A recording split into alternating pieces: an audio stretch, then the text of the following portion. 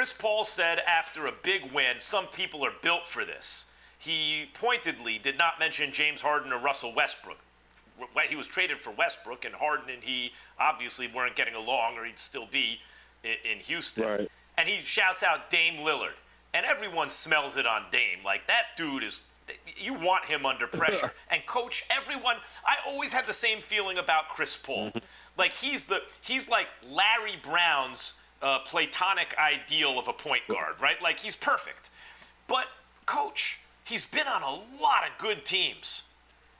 And he's played in a conference finals once where he got hurt with the Rockets. And otherwise gets bumped always by the second round. Is he sliding a little bit? Well, he has that Marcellus Wiley. We used to do Max and Marcellus in L.A. on ESPN radio. He used to say, Chris Paul's wearing that championship cologne.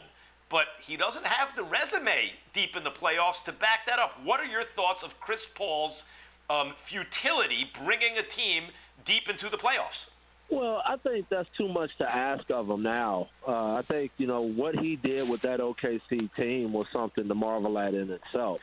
No one had OKC doing anything this year, and I really think that it's clear that he galvanized that young team to play at a high level and really to push a talented Houston roster, with arguably the best player in the league, to 7 games, and he was in the mix of why they were there. And so I think right now for Chris Paul, who I put up there as maybe some people may not rank him top of this or all-time this.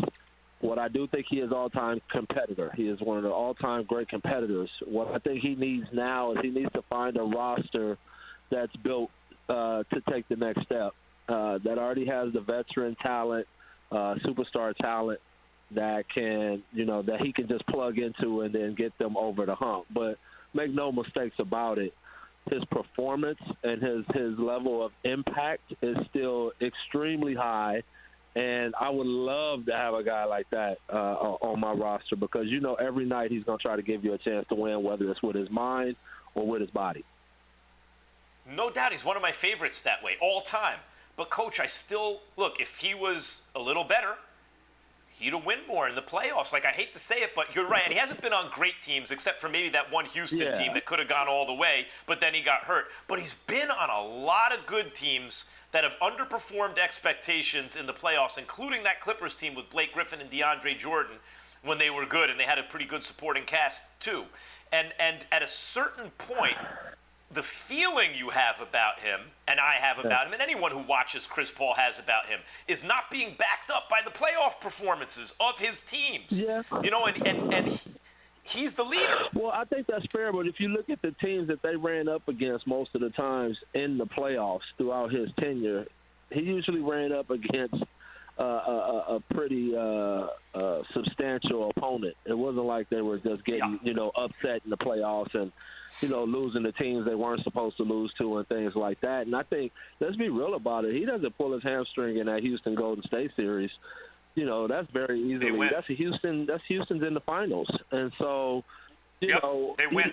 They win the whole thing. He's there. And so I just think he had some bad luck in certain circumstances. And he got beat by better teams most of the times when he was knocked out. And I know Coach, I know it's a team game, and I know I'm oversimplifying, but I think about, from a boxing background, I think about Jerry Quarry, this heavyweight contender from the 70s. He was excellent. And people are like, well, he just had the bad luck of being in an era with Ali and Frazier and Foreman. And that's true. But if he were a little better, he'd have gotten a title at some point. The problem was he wasn't quite good enough. Like, as great as Chris Paul is, he's not LeBron James. And truth be told, he's not quite James Harden either. And if that's going to be your max contract player, then you need another max contract player at least as good as him, or you're probably not going to win. Thank you for watching ESPN on YouTube. For live streaming sports and premium content, subscribe to ESPN+.